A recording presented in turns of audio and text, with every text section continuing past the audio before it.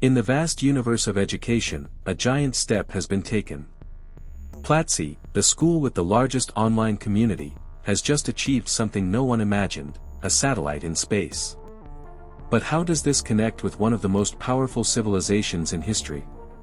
Today, we're not only going to explore the world of Platzi. We will also discover something fundamental to understanding how humanity got here. Did you know that the decisions of two ancient empires, which seem so distant in time, have deeply influenced the modern world? Greece and Rome. Two civilizations, one legacy, and a history of rivalry, learning, and transformation. Stay with us, because this journey is not just about the past, but about how that past still guides the future. And right at the end of this video, you'll see how Platzi, with its own satellite, is taking education into space. To understand the relationship between the Greeks and the Romans, we must first go back in time.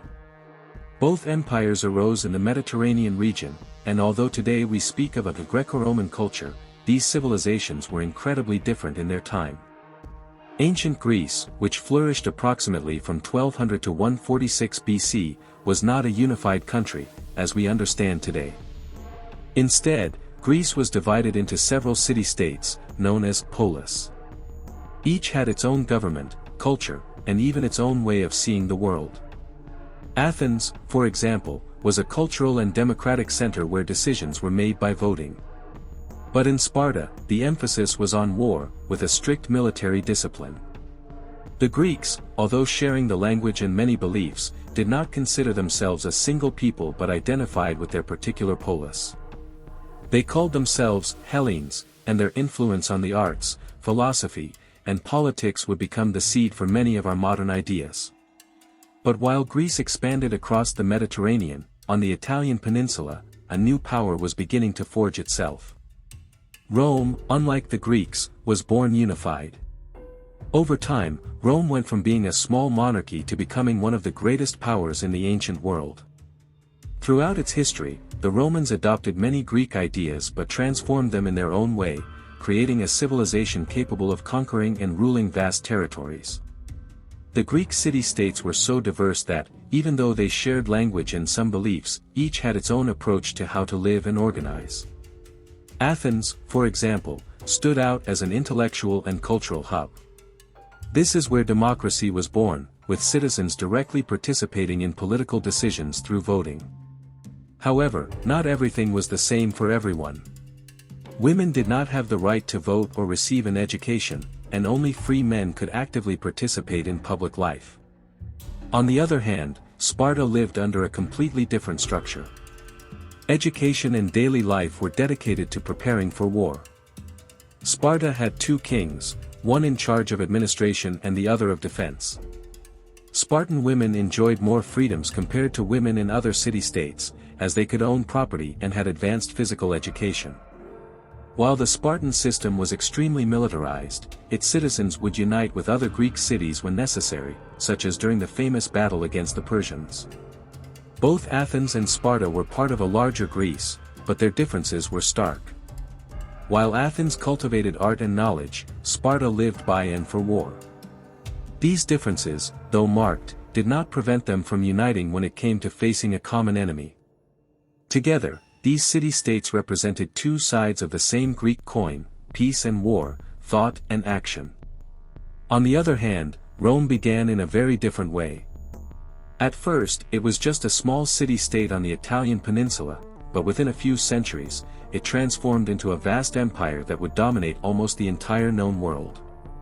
In its early days, Rome was governed by an elective monarchy, a structure very different from the Greek city-states. However, this system did not last long. In 509 BC, the Romans overthrew their last king and established a republic, a more participatory government that gave voice to the citizens through a senate. During this republican period, Rome began its territorial expansion. Its army, well organized and disciplined, was one of the main drivers of its success. As Rome conquered more lands, it allowed its new territories to maintain their languages and traditions, but imposed Latin as the official language. Over time, Latin became the language of the entire empire, extending Roman influence beyond its borders. Rome was also characterized by its ability to integrate cultures. While the Greeks lived divided in their city-states, the Romans united under a centralized system that allowed for the expansion and control of vast territories. They not only conquered but also built roads, bridges, aqueducts, and entire cities, all using technologies that allowed them to consolidate their dominance and establish a civilization that would last for centuries. Although Rome was a young empire compared to Greece, it adopted many of the ideas and customs of the ancient Greek civilization, especially in terms of religion and culture. One of the most notable aspects is the relationship of the Romans with the Greek gods. It is often said that the Romans simply copied the Greek gods, but the reality is more complex. Take the case of Jupiter, the king of the Roman gods. His name is derived from two Latin words, Iou and pater, which mean father of the sky. Interestingly, this god has a clear parallel to Zeus, the main Greek god, as both share the same Indo-European origin. So, more than a simple copy, the Romans adapted the stories of the Greek gods, incorporating their own elements to create a mythology that reflected their values and worldview. But they didn't just adopt Zeus. The Romans also received influences from other cultures. For example, the god Mars, who became the god of war in Rome, has roots in the Etruscans, a civilization that preceded Rome. In fact, many Roman gods, such as Aurora, the goddess of dawn, also have parallels in other Mediterranean cultures, like Hindu or Nordic beliefs. In terms of culture, although the Romans adopted many Greek traditions, they adapted them to their own style.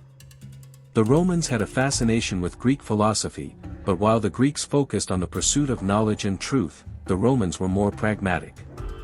Instead of theorizing, they focused on applying knowledge to build a larger civilization, using technology, engineering, and law to organize their vast empire.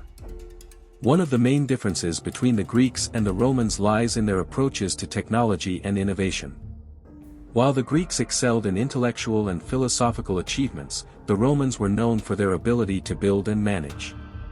Rome, although inspired by many Greek ideas, placed much greater emphasis on engineering, infrastructure, and practical solutions. The Romans perfected the construction of aqueducts, one of their greatest technological contributions. These aqueducts not only brought water to the cities but also allowed the creation of large urban centers. Imagine this, an empire so vast that cities flourished thanks to Roman engineering, ensuring water reached homes, public baths, and even imperial gardens. In addition, the Romans were pioneers in the creation of paved road systems. These roads not only facilitated the movement of their armies but also connected cities across the empire, creating a transportation network that persists to this day. The saying, "all roads lead to Rome," is not just an expression, it reflects a system that allowed Rome to remain unified for centuries. Another of their great innovations was cement, a material that revolutionized architecture. Thanks to cement, the Romans were able to build monumental structures like the Pantheon of Rome, whose dome remains the largest in the world, made of concrete without internal support. These advances in construction allowed Rome to erect ever larger and more durable buildings, taking architecture to an unprecedented level in antiquity. Despite their differences, both Greece and Rome had a lasting impact on history, but their destinies were very different. Greece, although it never achieved unification like Rome, left an intellectual legacy that shaped Western civilization forever.